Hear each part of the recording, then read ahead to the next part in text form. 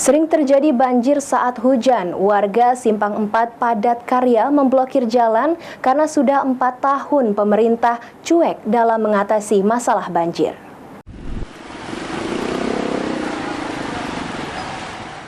Warga Kota Prabu Mulih yang tinggal di kawasan Jalan Simpang 4 Padat Karya Gunung Ibul melakukan pemblokiran jalan sebagai bentuk protes kepada pemerintah karena belum menanggapi masalah banjir di tempat tinggalnya.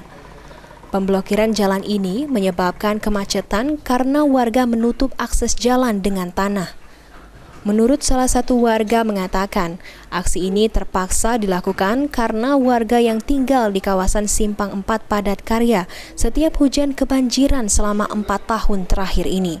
Selama ini oleh banjir ini, karena masyarakat ini dapat resah. Makanya pada hari ini mereka spontanitas datang ke lokasi tempat kejadian banjir ini.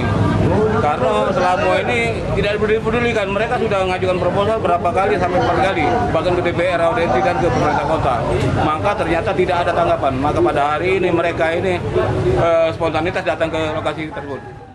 Menanggapi hal itu, PJ Wali Kota Prabu Mulih Elman langsung turun ke lapangan dan mendengarkan secara langsung keluhan warga. PJ Wali Kota berjanji akan menertibkan parkir liar yang ada di Jalan Padat Karya. Ya, aspirasi masyarakat ya harus kita tindak lanjuti. Apa tuntutan mereka? Kan karena banjir di sini. Siap hujan banjir. Nanti kan ada apa banjir ini? Apakah drenasenya buntu atau bagaimana? Makanya harus kita tindak lanjuti mulai besok. Nah itu, kita tidak bisa diamkan karena aktivitas mereka terganggu, yang jualan, yang apa-apa. Kan benar masyarakat. Nah ini harus kita pahami karena masyarakat seperti ini.